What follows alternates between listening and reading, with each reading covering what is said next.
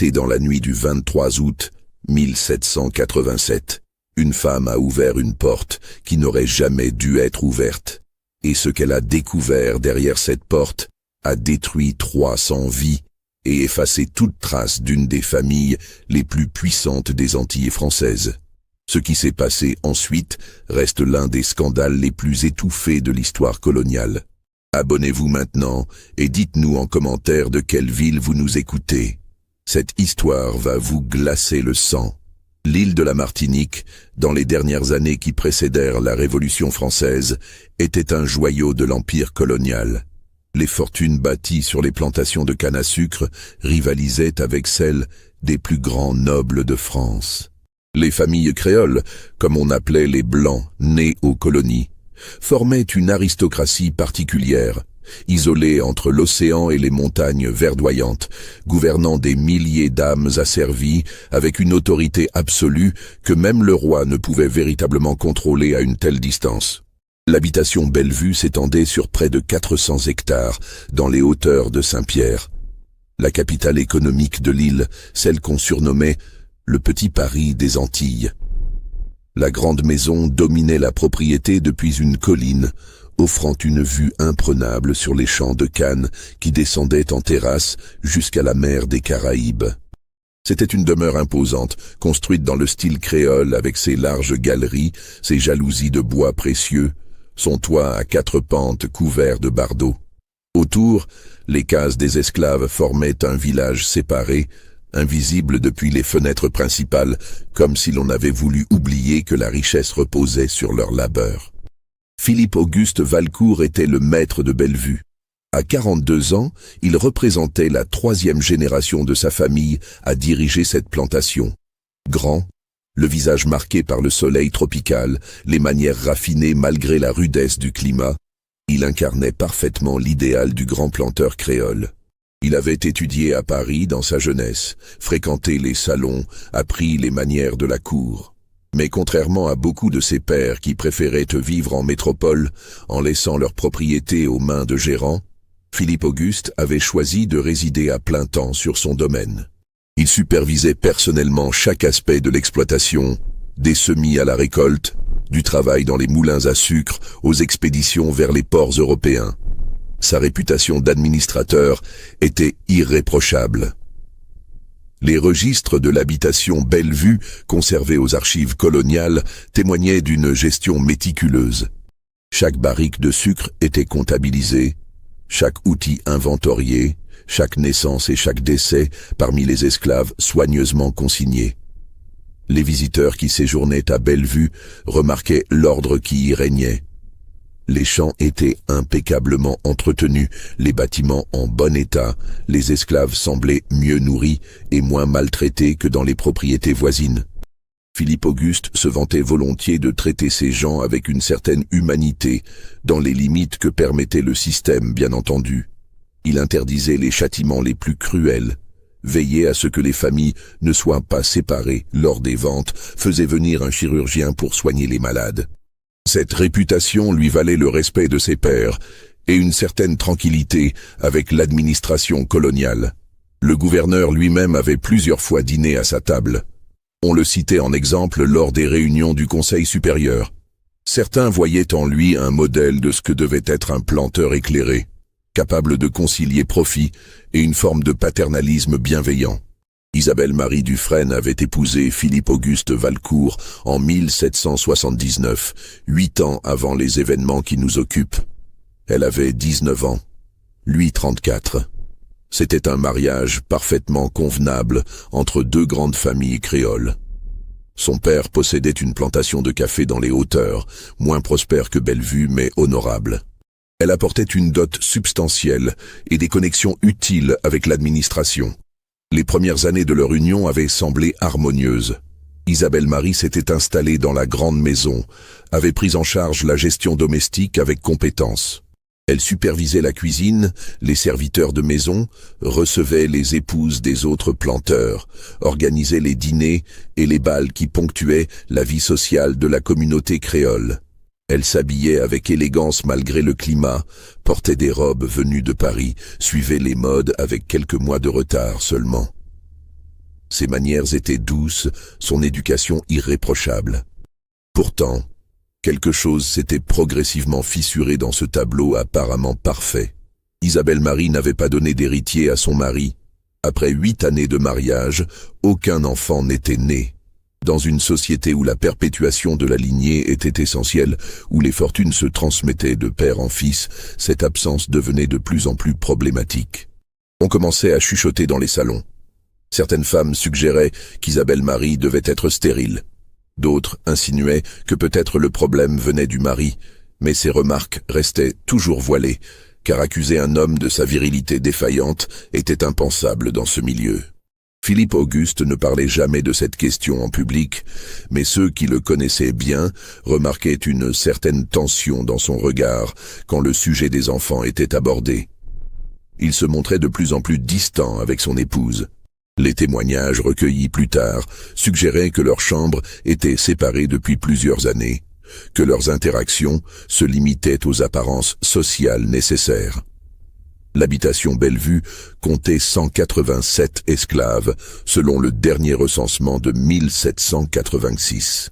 Ils travaillaient dans les champs de canne, dans les ateliers de transformation, dans la grande maison comme domestiques. Parmi eux se trouvait un jeune homme nommé Alexandre. Il avait 23 ans à l'époque des faits. Né à Bellevue, fils d'une esclave cuisinière et d'un père inconnu, Alexandre se distinguait par son apparence et son intelligence.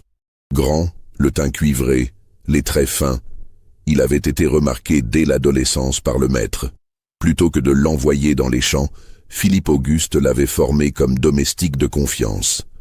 Alexandre servait à table, s'occupait de la garde-robe du maître, l'accompagnait lors de ses déplacements à Saint-Pierre. Il avait appris à lire et à écrire, ce qui était exceptionnel pour un esclave.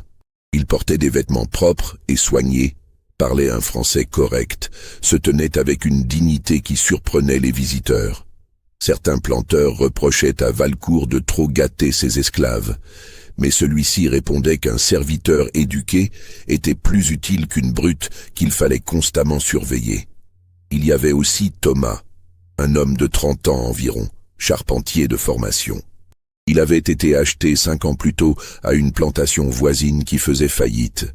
Thomas était réputé pour son habileté avec les outils, sa capacité à réparer n'importe quelle structure en bois. On le voyait souvent travailler sur les bâtiments de la propriété, toujours concentré, parlant peu. C'était un homme robuste, aux épaules larges, au visage sévère. Et puis, il y avait Étienne, le plus jeune des trois. 19 ans à peine, arrivé à Bellevue 3 ans auparavant. Il travaillait aux écuries, s'occupait des chevaux que Philippe Auguste collectionnait avec passion. Le maître possédait 6 pur sang importés de France à grands frais, symbole de son statut. Étienne avait un don avec les animaux, une patience naturelle qui les calmait. Il était petit, mince, le regard toujours baissé en présence des Blancs. Ces 3 hommes n'avaient apparemment rien en commun. Ils n'appartenaient pas aux mêmes équipes de travail, ne dormaient pas dans les mêmes cases, ne partageaient pas les mêmes origines. Alexandre était né à Bellevue, Thomas venait d'une autre plantation, Étienne avait été acheté lors d'une vente aux enchères à Fort-Royal. Leur seul point commun visible était qu'ils bénéficiaient tous 3 d'une certaine faveur du maître, recevaient de meilleures rations, n'étaient jamais fouettés, jouissaient de privilèges mineurs mais significatifs dans l'économie brutale de la plantation. Les autres esclaves le remarquaient, bien sûr. Dans les cases, le soir, on murmurait sur ces favoris du maître. Certains les enviaient, d'autres les méprisaient, pensant qu'ils devaient d'une manière ou d'une autre trahir leurs semblables pour obtenir ces avantages. Mais personne ne comprenait vraiment pourquoi ces 3-là en particulier. Il n'y avait pas d'explication évidente.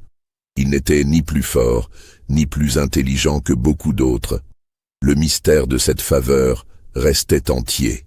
La nuit du 23 août 1787 était particulièrement étouffante. La saison des pluies approchait, l'air était lourd, saturé d'humidité. Même avec toutes les fenêtres ouvertes, la grande maison de Bellevue ne trouvait aucune fraîcheur. Isabelle Marie s'était retirée dans sa chambre vers 10 heures du soir, comme à son habitude. Elle avait renvoyé sa servante personnelle, Madeleine, une esclave de 40 ans qui la servait depuis son arrivée à Bellevue. Philippe Auguste avait passé la soirée dans son bureau, situé au rez-de-chaussée de la maison. Il y gérait la correspondance, les comptes de la plantation, recevait son économe pour discuter des travaux à venir. Ce soir-là, il avait dit à sa femme qu'il resterait tard pour terminer des lettres urgentes destinées à son agent à Bordeaux. Rien de particulier dans cette routine.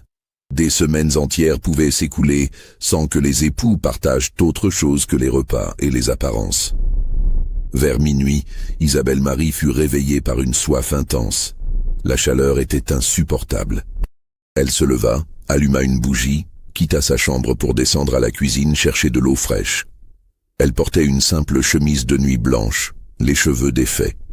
La maison était plongée dans l'obscurité et le silence. Les domestiques dormaient dans leurs quartiers séparés. Seuls quelques esclaves de garde veillaient dehors, mais ils ne pénétraient jamais dans la grande maison la nuit sans être appelés. En descendant l'escalier principal, Isabelle Marie remarqua de la lumière sous la porte du bureau de son mari. Elle ne s'en étonna pas particulièrement. Philippe Auguste travaillait souvent tard. Elle continua vers la cuisine, but de l'eau, s'attarda quelques instants près de la fenêtre ouverte dans l'espoir de trouver un peu d'air. En remontant, elle passa de nouveau devant le bureau. Cette fois, elle entendit quelque chose, des voix étouffées, ou plutôt, non, pas vraiment des voix, des sons indistincts, un mouvement. Elle s'arrêta, intriguée malgré elle. Son mari recevait-il quelqu'un à cette heure? Mais il n'y avait pas eu de visiteur pour le dîner, aucune voiture n'était arrivée. Plus tard, lors des interrogatoires qui suivirent, Isabelle Marie jurerait qu'elle n'avait eu aucune intention particulière, qu'elle voulait simplement savoir si tout allait bien, que peut-être son mari était souffrant et avait besoin d'aide. Les versions varièrent selon les témoins. Certains dirent qu'elle avait déjà des soupçons depuis longtemps, qu'elle guettait cette occasion. D'autres affirmèrent qu'elle était parfaitement innocente de toute préméditation. Ce qui est certain, c'est qu'elle posa la main sur la poignée de la porte du bureau, qu'elle tourna doucement, que la porte n'était pas verrouillée, qu'elle s'ouvrit sans bruit, et ce qu'elle vit dans la lumière tremblante des chandelles détruisit en un instant 8 années de mariage et 3 générations de respectabilité familiale. Philippe Auguste Valcourt était allongé sur le divan de cuir de son bureau. Il était entièrement nu. Alexandre, Thomas et Étienne se trouvaient avec lui, eux aussi dénudés, leurs corps emmêlés dans une intimité qui ne laissait aucun doute sur la nature de ce qui se passait. Le temps sembla se suspendre. Isabelle Marie resta figée dans l'embrasure, la bougie tremblant dans sa main. Son mari tourna la tête, la vit. Leurs regards se croisèrent. Il n'y eut pas d'exclamation, pas de cri, juste un long moment de silence absolu où l'irréparable devint réel. Puis Isabelle Marie recula, ferma la porte, remonta rapidement l'escalier. Elle rentra dans sa chambre, posa la bougie, s'assit sur le bord de son lit. Ses mains tremblaient. Son esprit refusait de comprendre ce qu'elle venait de voir. C'était impossible.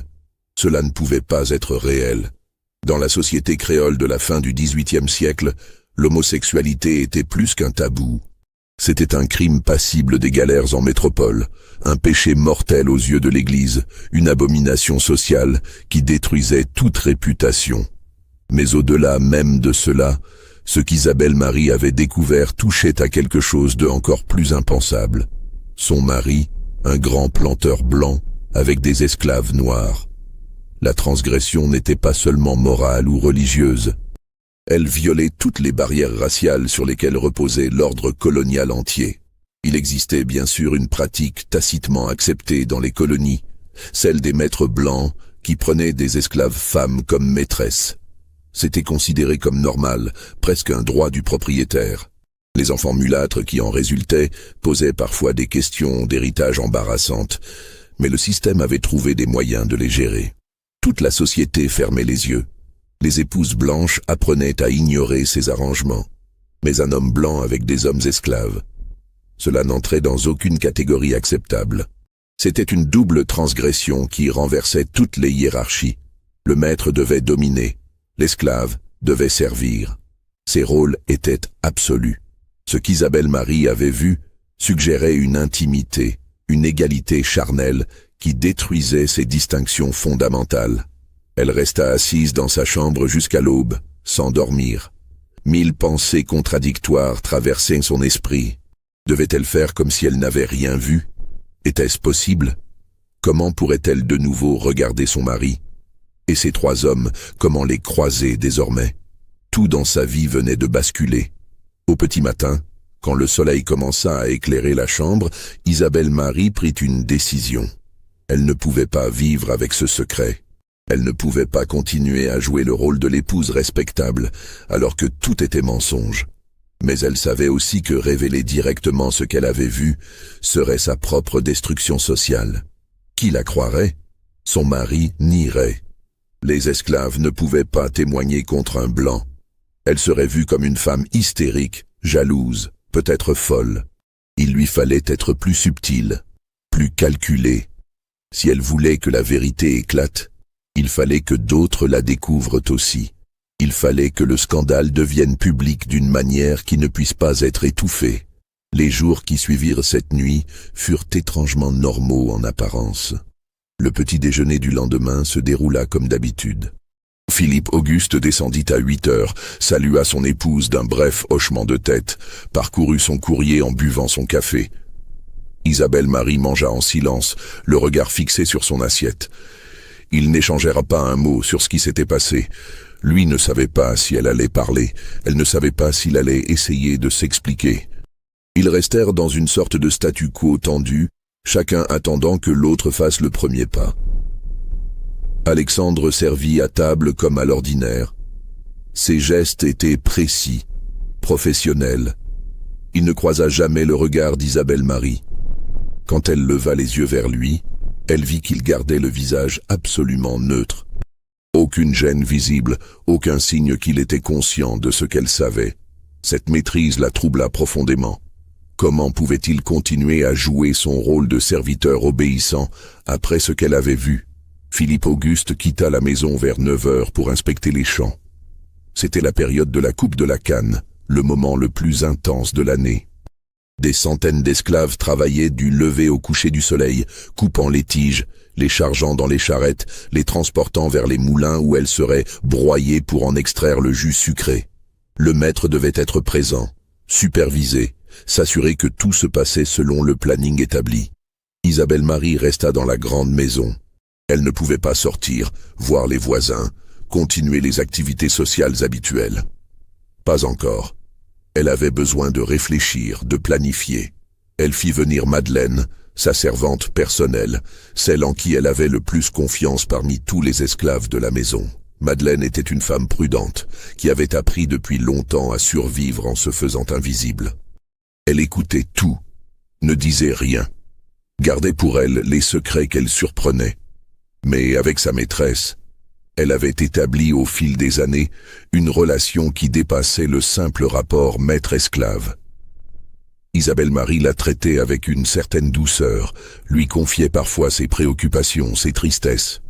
Ce matin-là, Isabelle Marie demanda à Madeleine si elle avait remarqué quelque chose d'inhabituel dans le comportement du maître. La question était posée avec précaution, de manière indirecte. Madeleine hésita longuement avant de répondre. Elle savait qu'elle entrait en territoire dangereux. Parler contre le maître pouvait lui coûter la vie. Mais ne pas répondre à sa maîtresse pouvait aussi avoir des conséquences. Finalement, après un long silence, Madeleine murmura qu'effectivement, depuis des années, elle avait remarqué certaines choses. Que le maître faisait parfois venir Alexandre, Thomas ou Étienne dans son bureau tard le soir.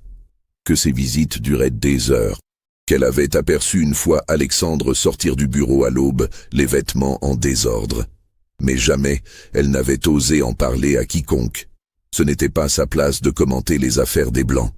Isabelle Marie écouta ces révélations avec un mélange d'horreur et de soulagement. Horreur de comprendre que ce qu'elle avait vu n'était pas un incident isolé, mais une pratique établie depuis longtemps. Soulagement de savoir qu'elle n'était pas folle, que d'autres avaient remarqué quelque chose, même s'ils n'avaient pas compris exactement quoi. Elle interrogea Madeleine plus avant. Est-ce que d'autres esclaves savaient? Madeleine hocha la tête lentement. Oui, dans les cases, on murmurait. On ne comprenait pas vraiment ce qui se passait, mais on savait que ces 3 hommes avaient une relation spéciale avec le maître. Certains les enviaient pour leurs privilèges. D'autres les méprisaient, pensant qu'ils devaient accomplir des tâches dégradantes pour obtenir ses faveurs. Mais personne ne parlait ouvertement. La peur était trop grande. Au cours des jours suivants, Isabelle Marie continua à rassembler des informations de manière discrète. Elle parla avec d'autres domestiques, toujours indirectement, posant des questions qui semblaient innocentes, mais qui lui permettaient de reconstituer le tableau. Elle apprit que Philippe Auguste avait établi un système très organisé. Les 3 hommes se relayaient selon un calendrier que lui seul connaissait. Ils recevaient en échange des privilèges matériels, de meilleurs vêtements, plus de nourriture, l'exemption des travaux les plus pénibles. Alexandre avait même reçu une petite maison séparée des autres cases, un luxe inouï pour un esclave. Ce qui troublait le plus Isabelle Marie était la question du consentement. Ces hommes étaient-ils volontaires? Pouvaient-ils refuser? La réponse était évidente, un esclave ne peut pas refuser son maître. Tout refus serait puni de manière terrible. Même si certains d'entre eux trouvaient peut-être une forme de sécurité ou d'avantage dans cette relation, ils restaient fondamentalement sans choix. Cette réalisation ajoutait une couche supplémentaire d'abjection à ce qu'elle avait découvert. Si cette histoire vous glace le sang, likez et dites-nous en commentaire ce que vous pensez qu'elle va faire. Va-t-elle garder le silence ou révéler la vérité? Isabelle Marie savait qu'elle ne pouvait pas simplement dénoncer son mari aux autorités. Le système colonial protégeait les planteurs. Même si les accusations étaient vraies, il y avait toutes les chances qu'elles soient étouffées, que Philippe Auguste trouve des alliés pour le défendre, qu'elle soit elle-même discréditée comme une épouse vindicative. Il lui fallait une stratégie plus subtile. Elle commença par sonder discrètement les épouses des autres planteurs. Lors des visites de courtoisie qui ponctuaient la vie sociale, elle glissait dans la conversation des questions apparemment anodines. Est-ce que leur mari passait beaucoup de temps dans leur bureau le soir? Est-ce qu'ils faisaient confiance à certains esclaves en particulier? Ces questions suscitaient parfois des réponses intéressantes. Une dame mentionnait que son mari avait un valet personnel qui semblait avoir beaucoup d'influence. Une autre se plaignait que son époux négligeait ses devoirs conjugaux, préférant la compagnie de ses chevaux et de son palefrenier. Isabelle Marie comprit qu'elle n'était peut-être pas la seule à vivre cette situation. Dans une société si fermée, si rigide, où les hommes avaient un pouvoir absolu sur leurs esclaves, et où l'expression de certains désirs était impossible publiquement, il était probable que d'autres arrangements similaires existaient. Mais tous vivaient sous le sceau du secret. Personne ne parlait jamais ouvertement. Elle se rendit compte que pour briser ce silence, il fallait créer un scandale si éclatant qu'il ne pourrait pas être ignoré. Il fallait que plusieurs personnes respectables soient témoins en même temps, qu'elles ne puissent pas fermer les yeux, qu'elles soient forcées de réagir. Un événement se profilait. Le bal de la Saint-Louis, prévu pour le 25 août, soit 2 jours après la découverte d'Isabelle Marie. C'était un événement social majeur qui rassemblait tous les planteurs de la région et leurs épouses. Il devait avoir lieu à l'habitation Montvert, la propriété voisine appartenant à la famille Lacombe. Plus de 50 personnes étaient attendues. Il y aurait de la musique, de la danse, un grand dîner. Ces bals étaient des occasions essentielles pour maintenir la cohésion de la communauté créole, afficher son statut, négocier des alliances. Les Valcourt étaient évidemment invités. Philippe Auguste avait initialement accepté. Mais après la nuit du 23 août, il sembla hésiter. Le matin du 24, il annonça à son épouse qu'il ne se sentait pas bien, qu'il préférait décliner l'invitation. Isabelle Marie insista avec une douceur inhabituelle. Ce serait mal vu de manquer un tel événement. Les Lacombe seraient offensés. On parlerait. Il fallait maintenir les apparences. Philippe Auguste finit par céder. Il accepta d'y aller, mais à contre-cœur. Il semblait distrait, tendu. Pour la première fois depuis des années, Isabelle Marie le voyait inquiet. Il devait se demander ce qu'elle comptait faire de ce qu'elle savait. Le 25 août au soir, ils se rendirent ensemble à Montvert, dans leur carrosse. Le trajet durait une demi-heure. Ils ne se parlèrent pas. Isabelle Marie portait une robe de soie bleu nuit, venue de Paris, ses plus beaux bijoux. Elle s'était fait coiffer avec soin. Elle voulait être irréprochable. Philippe Auguste était en habit de soirée, impeccablement vêtu comme toujours, mais son visage était pâle et ses mains crispées. Le bal battait déjà son plein quand ils arrivèrent. La grande maison de Montvert était illuminée de centaines de bougies. L'orchestre jouait dans le grand salon. Les couples tournoyaient, les tables débordaient de victuailles raffinées. C'était un spectacle de luxe et de raffinement qui contrastait violemment avec la réalité brutale des plantations environnantes. Isabelle Marie et Philippe Auguste furent accueillis par leurs hôtes, échangèrent les politesses d'usage, se mêlèrent aux autres invités. Tout semblait normal. Isabelle Marie dansa avec plusieurs messieurs, sourit, conversa. Philippe Auguste resta plus en retrait, discutant affaires avec d'autres planteurs, buvant peut-être un peu plus que de coutume. Vers 10 heures du soir, alors que la fête atteignait son apogée, Isabelle Marie s'approcha de Madame Lacombe, leur hôtesse, et lui glissa discrètement qu'elle aimerait lui parler en privé. C'était urgent et délicat. Madame Lacombe, intriguée, la conduisit dans un petit salon à l'écart. Ce qui se dit exactement entre les deux femmes reste sujet à débat. Les versions varient. Certains témoignages ultérieurs suggèrent qu'Isabelle Marie révéla tout immédiatement, décrivant ce qu'elle avait vu 2 nuits plus tôt. D'autres racontent qu'elle fut plus subtile, suggérant simplement que son mari entretenait des relations inappropriées avec certains esclaves, sans préciser la nature exacte de ces relations, laissant l'imagination de Madame Lacombe faire le reste. Ce qui est certain, c'est que Madame Lacombe fut profondément choquée. Elle fit venir son mari, Monsieur Lacombe, un planteur influent qui servait également comme juge dans l'administration coloniale. Isabelle Marie répéta ses accusations devant lui. Monsieur Lacombe écouta avec une gravité croissante. La question se posait. Ces accusations étaient-elles crédibles? Isabelle Marie était-elle une épouse jalouse cherchant à se venger? Ou disait-elle la vérité? Monsieur Lacombe était un homme méthodique. Il demanda des détails précis. Isabelle Marie les fournit. Les noms des 3 esclaves, les heures où se déroulaient ces rencontres, les privilèges inhabituels dont ils jouissaient. Elle mentionna aussi que d'autres domestiques de Bellevue avaient remarqué des choses étranges. Monsieur Lacombe décida qu'il fallait en avoir le cœur net. Si ces accusations étaient vraies, c'était un scandale qui touchait toute la communauté. Si elles étaient fausses, il fallait le prouver et protéger la réputation de Valcourt. Dans les 2 cas, la vérité devait être établie. Il fit appeler Philippe Auguste dans le salon privé. Quand celui-ci entra et vit son épouse avec les Lacombe, il comprit immédiatement. Son visage se décomposa. Il essaya de sourire, de demander ce qui se passait, mais sa voix manquait de conviction. Monsieur Lacombe lui exposa directement les accusations. Philippe Auguste nia avec véhémence. C'était absurde, disait-il, des mensonges. Son épouse était malade, peut-être atteinte de fièvre. Elle délirait. Il n'y avait rien de vrai dans tout cela. Mais ses dénégations sonnaient faux. Il transpirait malgré la fraîcheur du soir. Ses mains tremblaient. Monsieur Lacombe était un homme habitué à juger, à détecter le mensonge. Il ne fut pas convaincu. Il proposa alors quelque chose d'audacieux. Ils retourneraient tous ensemble à Bellevue cette nuit même, à l'improviste, sans prévenir personne. Si les accusations étaient fausses, il ne se passerait rien. Si elles étaient vraies, ils découvriraient la vérité par eux-mêmes. Philippe Auguste tenta de s'y opposer. Ce n'était pas nécessaire, disait-il. C'était une insulte à son honneur. Mais Monsieur Lacombe fut inflexible.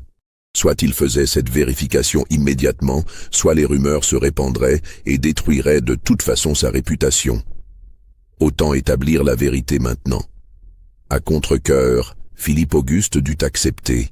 Ils quittèrent le bal discrètement, sans éveiller les soupçons des autres invités. Madame Lacombe resta pour maintenir les apparences. Monsieur Lacombe, Philippe Auguste et Isabelle Marie montèrent dans un carrosse. Le trajet vers Bellevue fut silencieux. Philippe Auguste regardait par la fenêtre, le visage fermé. Isabelle Marie gardait les mains jointes sur ses genoux. Monsieur Lacombe observait les deux époux avec une attention clinique. Ils arrivèrent à Bellevue vers 11 heures du soir. La grande maison était plongée dans l'obscurité comme prévu. Les domestiques dormaient. Philippe Auguste ouvrit la porte avec sa clé. Ils entrèrent, silencieusement. Monsieur Lacombe demanda où se trouvait le bureau. Philippe Auguste indiqua l'étage. « Non », corrigea Isabelle Marie d'une voix ferme. Le bureau était au rez-de-chaussée. Là, cette porte.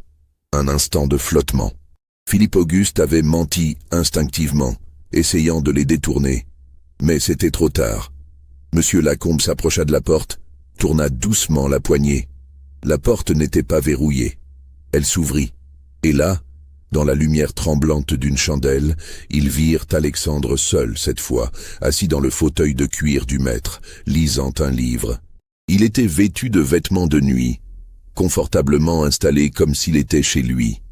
Un esclave, seul, dans le bureau du maître, à cette heure, lisant un livre.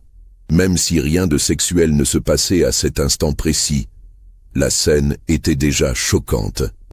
Un esclave n'avait pas le droit d'entrer dans cette pièce sans permission, encore moins de toucher au livre, encore moins de se comporter comme s'il était l'égal d'un blanc.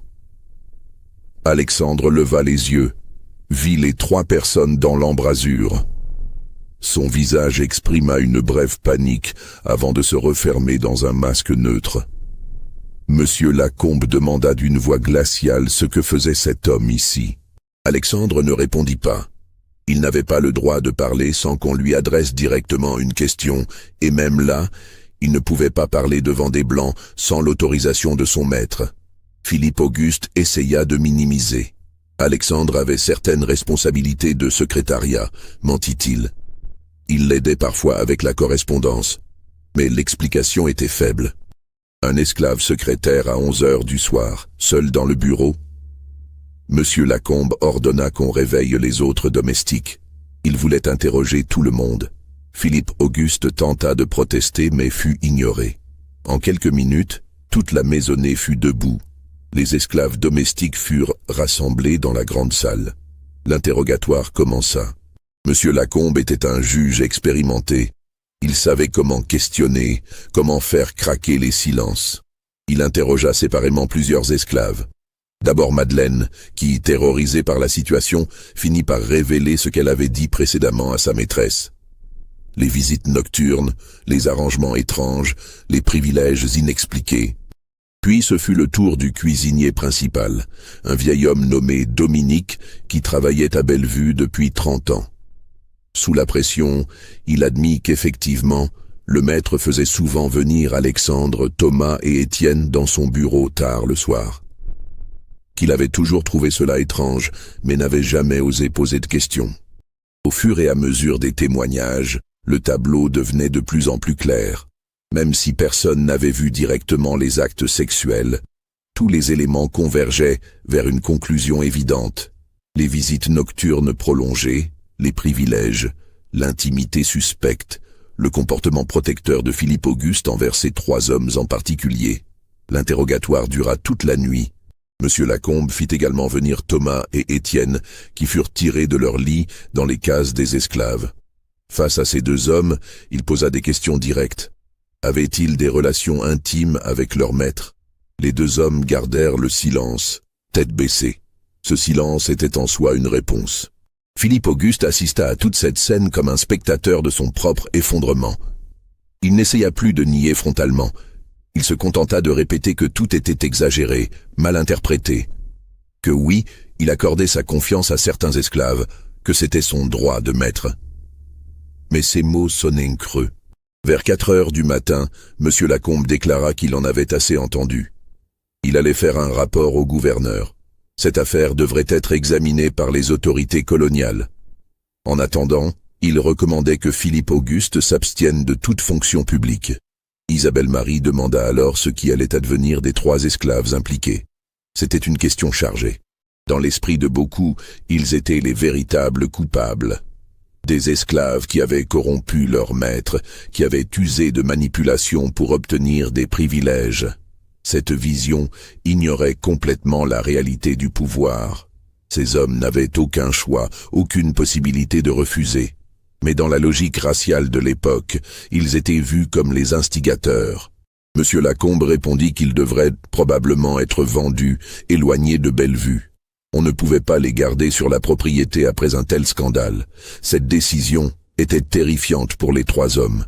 Être vendu signifiait être arraché à tout ce qu'on connaissait. Envoyé peut-être dans une plantation où les conditions seraient bien pires, où les maîtres seraient cruels, où il n'y aurait aucune protection. Alexandre osa parler pour la première fois. Il demanda pardon, dit qu'il n'avait fait que obéir aux ordres du maître, qu'il ne voulait pas être séparé de sa mère qui travaillait aux cuisines. Sa voix était calme, mais suppliante. Cette intervention mit Isabelle Marie dans une situation émotionnelle complexe. Elle avait déclenché ce scandale pour punir son mari, mais elle réalisait maintenant que les premières victimes seraient ces trois hommes qui n'avaient jamais eu le choix. Ils avaient été exploités sexuellement par Philippe Auguste, et maintenant ils allaient être punis comme s'ils étaient les coupables. Elle intervint alors d'une manière qui surprit tout le monde. Elle déclara que ces hommes ne devaient pas être vendus, qu'ils étaient les victimes dans cette histoire, que la vraie responsabilité incombait entièrement à son mari qui avait abusé de son pouvoir. Cette position était remarquable pour l'époque. Elle allait à l'encontre de toutes les logiques sociales habituelles. Les femmes blanches ne défendaient pas les esclaves noirs. Elles ne remettaient pas en question le système. Mais Isabelle Marie, dans ce moment, fit exactement cela. Monsieur Lacombe la regarda avec étonnement. Il n'était pas sûr de comment interpréter cette position. Était-ce de la compassion, de la manipulation politique, un moyen de s'assurer que le scandale reste centré sur Philippe Auguste plutôt que sur les esclaves? Philippe Auguste, lui, explosa de rage pour la première fois de la nuit. Il accusa son épouse d'avoir orchestré tout cela par vengeance, de vouloir le détruire parce qu'elle était stérile et frustrée. Il révéla devant Lacombe que leur mariage n'avait jamais été heureux, que c'était une union arrangée sans amour. Isabelle Marie répondit avec un calme glacial. Elle dit que oui, leur mariage était un échec, mais que ce n'était pas à cause d'elle, que Philippe Auguste n'avait jamais voulu d'elle vraiment, qu'il avait fait semblant pendant 8 ans alors qu'il préférait la compagnie de ses hommes, que toute leur vie était un mensonge. Ces accusations personnelles, échangées devant un tiers, ajoutaient une dimension intime et embarrassante au scandale. Monsieur Lacombe essaya d'intervenir, de calmer les esprits, mais les deux époux continuèrent à se déverser des années de ressentiments accumulés. Finalement, épuisé, Monsieur Lacombe décida qu'il fallait mettre fin à cette nuit terrible. Il allait partir, prendre conseil, décider de la marche à suivre. Il recommanda aux deux époux de garder leur distance l'un de l'autre en attendant. Il leur interdit formellement de punir les esclaves qui avaient témoigné, menaçant d'intervenir personnellement s'ils le faisaient. Il quitta Bellevue au petit matin, laissant derrière lui une maison sans dessus-dessous, des esclaves terrifiés, et deux époux qui ne pouvaient plus se regarder. Les jours qui suivirent furent un chaos contrôlé. La nouvelle du scandale ne tarda pas à se répandre. Monsieur Lacombe avait essayé d'être discret, mais dans une communauté aussi fermée, les secrets ne tiennent jamais longtemps. Les domestiques parlaient entre eux. Les esclaves des différentes plantations se rencontraient au marché de Saint-Pierre. Les rumeurs circulaient vite. En une semaine, toute la société créole de la région était au courant. Les versions variaient. Certains parlaient de perversion, d'autres de folie. Quelques-uns essayaient de minimiser, suggérant que tout était exagéré. Mais la majorité était scandalisée. Les Valcourt furent immédiatement ostracisés. Les invitations cessèrent. Les visites de courtoisie s'arrêtèrent. Quand Isabelle Marie se rendit à Saint-Pierre pour faire des achats, elle fut accueillie par des regards hostiles et des chuchotements. Certaines dames refusèrent même de la saluer, comme si le scandale de son mari la contaminait par association. Philippe Auguste vécut encore plus durement cette exclusion. Lui qui avait été respecté, admiré même, se retrouva traité comme un paria. Lors d'une réunion du Conseil des planteurs, il fut informé qu'on préférait qu'il ne participe plus aux décisions collectives. Certains de ses associés commerciaux rompirent leur contrat. Des rumeurs circulaient selon lesquelles il pourrait être poursuivi en justice. Le gouverneur de la Martinique, le vicomte de Damas, fut informé officiellement de l'affaire par Monsieur Lacombe. C'était une situation délicate. D'un côté, les lois en vigueur condamnaient la sodomie comme un crime grave. D'un autre côté, poursuivre un planteur aussi important que Valcourt risquait de créer des précédents embarrassants. Combien d'autres arrangements secrets existaient dans les plantations? Si on commençait à enquêter sérieusement, combien de familles puissantes seraient éclaboussées? Le gouverneur choisit une voie intermédiaire. Il ne lança pas de poursuite criminelle formelle, mais il fit comprendre à Philippe Auguste qu'il serait préférable qu'il quitte l'île pendant quelque temps. Un exil discret. On dirait qu'il partait pour régler des affaires en France. Avec le temps, peut-être le scandale s'apaiserait. Mais Isabelle Marie n'était pas satisfaite de cette solution. Elle avait révélé le secret de son mari pour le détruire complètement, pas pour qu'il puisse s'échapper avec une simple réprimande sociale. Elle voulait une vraie justice, une vraie punition. Elle prit alors une décision qui allait choquer encore plus profondément la société coloniale. Elle demanda officiellement le divorce. À la fin du XVIIIe siècle, le divorce n'existait pas légalement dans les colonies françaises. Le mariage était un sacrement religieux indissoluble. Une séparation de corps était possible dans des cas extrêmes, mais elle nécessitait l'approbation de l'Église et des autorités civiles, et elle était extrêmement rare. Isabelle Marie soumit une requête formelle auprès du Conseil supérieur de la Martinique.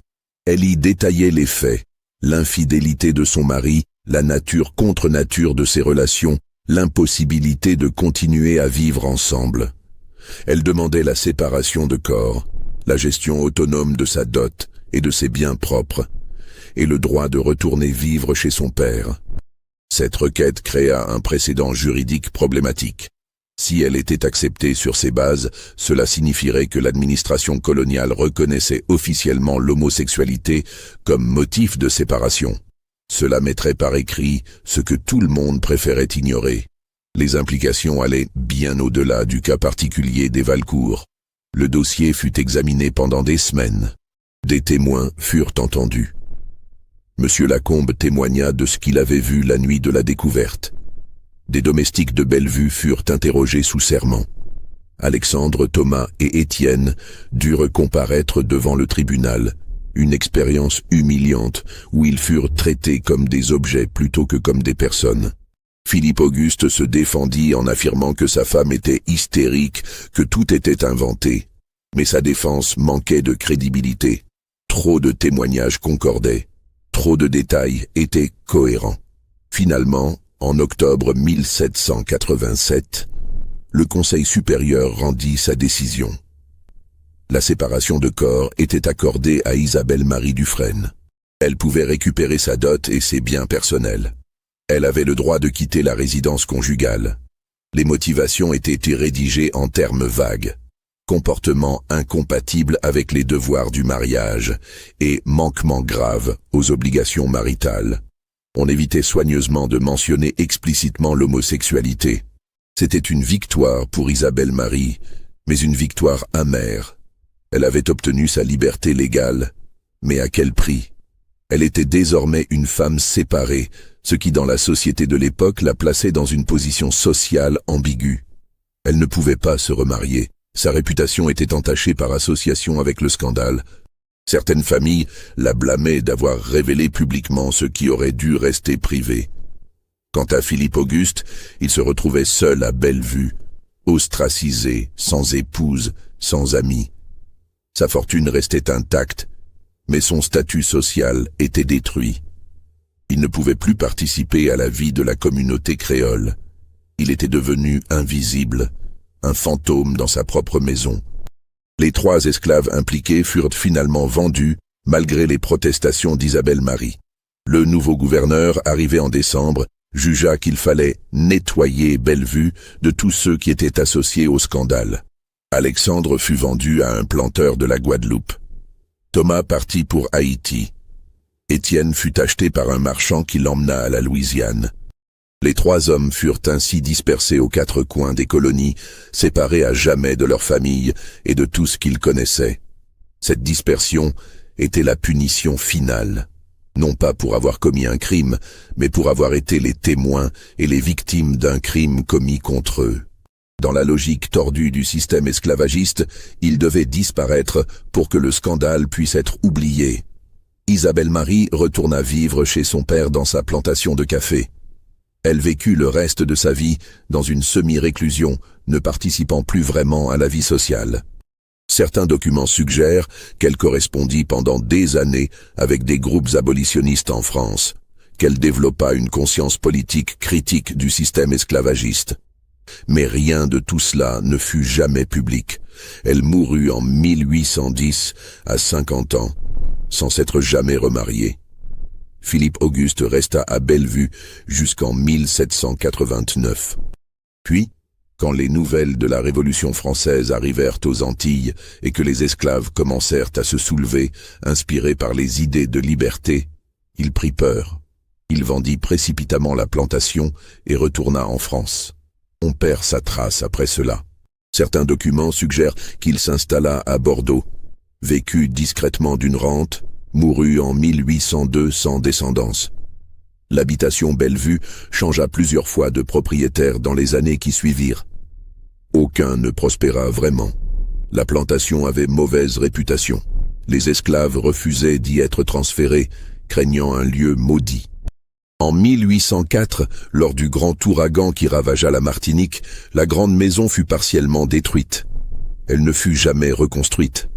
Aujourd'hui, il ne reste que des ruines envahies par la végétation tropicale. Ce qui rend cette histoire particulièrement troublante n'est pas seulement le scandale lui-même, mais la manière dont il révèle les contradictions profondes du système colonial. Philippe Auguste Valcourt était considéré comme un maître relativement humain selon les standards de l'époque. Il ne fouettait pas excessivement ses esclaves, ne séparait pas les familles, fournissait des soins médicaux.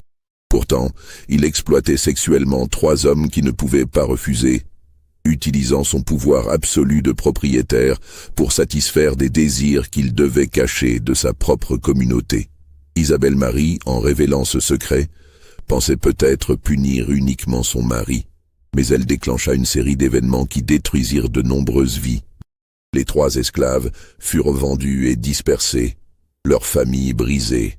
D'autres domestiques de Bellevue furent également vendus dans les mois qui suivirent, car les nouveaux propriétaires voulaient effacer toute mémoire du scandale. Au total, plus de 40 personnes asservies furent arrachées à leur foyer à cause de cette affaire. La question morale reste complexe. Isabelle Marie avait-elle raison de révéler la vérité? Était-ce un acte de courage ou de vengeance? Pouvait-elle prévoir les conséquences de ses actions? Et quelle était vraiment sa motivation? Cherchait-elle la justice? Ou simplement à échapper à un mariage malheureux en utilisant le scandale comme prétexte? Les documents d'époque offrent des perspectives contradictoires.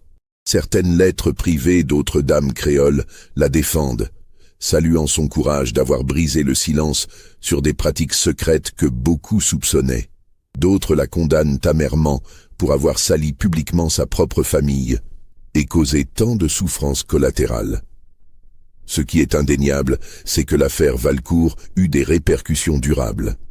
Elle créa un précédent juridique pour la séparation de corps dans les colonies. Elle força, même brièvement, une réflexion sur les abus sexuels dans le système esclavagiste. Quelques intellectuels français de l'époque, membres de la Société des Amis des Noirs, firent référence à cette affaire dans leurs pamphlets abolitionnistes, utilisant le scandale pour illustrer la corruption morale inhérente à l'esclavage. Mais peut-être plus inquiétant encore, l'affaire révéla combien de secrets similaires devaient exister dans d'autres plantations. Si Valcourt, considéré comme un maître respectable, menait une double vie si choquante, combien d'autres le faisaient aussi? Cette question ne fut jamais vraiment explorée. Après le scandale initial, un silence s'abattit de nouveau sur ces sujets. La société créole préféra oublier, enfouir, passer à autre chose. Les archives coloniales contiennent une anomalie intéressante concernant cette affaire. Le rapport officiel du Conseil supérieur qui accorda la séparation à Isabelle Marie existe toujours, conservé aux archives nationales d'outre-mer à Aix-en-Provence. Mais toutes les pages contenant les témoignages détaillés des domestiques et des esclaves ont été arrachées. Il ne reste que les pages de décision finale. Quelqu'un, à un moment donné, a voulu faire disparaître les preuves les plus explicites. Cette censure a posteriori soulève des questions. Qui a fait cela? Et quand? Était-ce la famille Valcourt essayant de protéger sa réputation des décennies plus tard? Ou l'administration coloniale elle-même, gênée par ces documents trop révélateurs? Nous ne le saurons probablement jamais. Il existe aussi une lettre troublante, découverte dans les papiers personnels d'Alexandre en 1823, longtemps après sa mort, en Guadeloupe. Dans cette lettre, écrite en français mais avec une orthographe hésitante, il s'adressait à un destinataire inconnu. Il y racontait sa version des faits, décrivait comment Valcourt l'avait choisi quand il avait 15 ans, comment au début il avait résisté, puis compris qu'il n'avait pas le choix, comment progressivement il avait développé des sentiments contradictoires envers son maître, haine pour l'abus de pouvoir, mais aussi une forme d'attachement né de l'intimité forcée.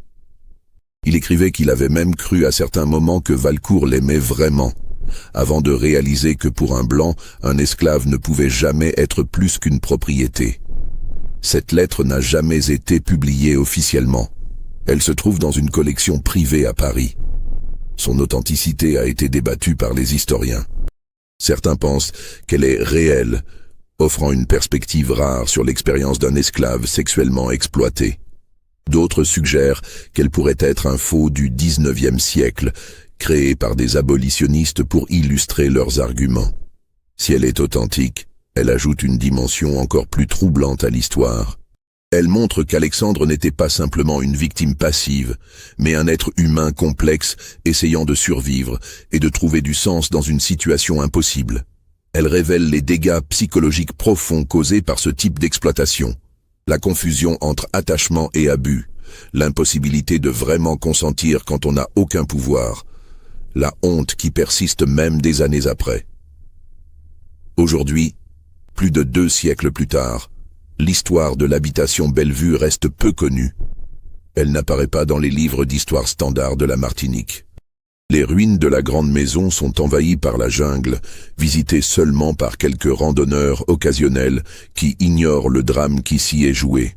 Les descendants des familles Valcourt et Dufresne, s'ils existent encore, ne parlent pas publiquement de leurs ancêtres.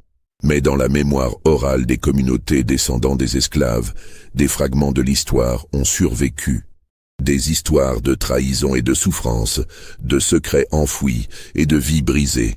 Certains aînés racontent encore des versions déformées de ce qui s'est passé, où les détails ont changé, mais le cœur reste le même. Le pouvoir absolu corrompt absolument, et ceux qui n'ont pas de pouvoir paient toujours le prix le plus élevé. L'affaire Valcourt nous force à nous confronter à des vérités inconfortables sur l'histoire coloniale. Elle montre que l'esclavage n'était pas seulement un système économique d'exploitation du travail, mais aussi un système d'abus sexuels systématique où les corps des personnes asservies étaient considérés comme la propriété totale de leur maître. Elle révèle aussi les complexités de l'exploitation. Comment un maître pouvait simultanément abuser de ses esclaves et leur offrir des privilèges relatifs, créant des dynamiques de dépendance et de survie impossibles. Elle nous pose aussi des questions sur la complicité et la résistance. Isabelle Marie était-elle une héroïne pour avoir révélé la vérité, ou une complice du système pour avoir vécu dans cette plantation pendant 8 ans en profitant de ses privilèges avant de décider de parler? Pouvait-elle vraiment ignorer ce qui se passait ou choisissait-elle de ne pas voir? Et qu'en est-il des autres planteurs qui ont ostracisé Valcourt? Était-il véritablement scandalisé par ses actions, ou simplement furieux qu'il se soit fait prendre, exposant des pratiques que d'autres menaient peut-être aussi en secret? La violence de leur réaction était-elle morale ou purement sociale? motivés par la peur que le scandale ne contamine toute leur classe?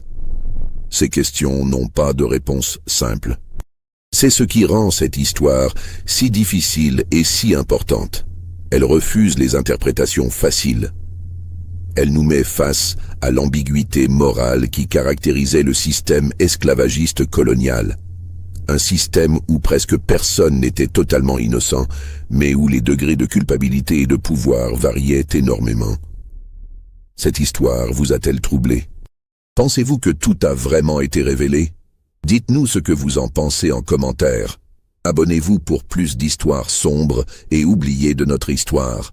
Et partagez cette vidéo avec ceux qui s'intéressent aux secrets enfouis du passé colonial. Une dernière chose mérite d'être mentionnée. En 1983, lors de fouilles archéologiques sur le site de l'ancienne habitation Bellevue, des chercheurs ont découvert sous les fondations de la grande maison effondrée une petite chambre cachée. C'était une pièce secrète, accessible seulement par un passage dissimulé dans le bureau. Elle contenait des objets personnels, des vêtements, des lettres brûlées dont on ne pouvait plus lire que quelques mots, et curieusement, 3 médaillons en or gravés avec les initiales A, T et E. Ces médaillons suggèrent un niveau d'attachement personnel que le scandale public n'avait jamais vraiment capturé. Philippe Auguste avait-il réellement des sentiments pour ces hommes au-delà de la simple exploitation sexuelle? Ou était-ce simplement une autre forme de possession, de marquage de sa propriété? Les médaillons furent catalogués par les archéologues, puis perdus dans les réserves d'un musée. Personne n'a pu les étudier depuis.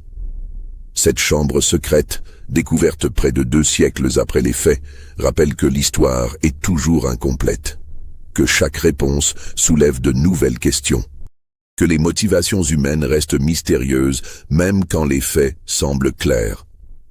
Alors, cette histoire est-elle vraie?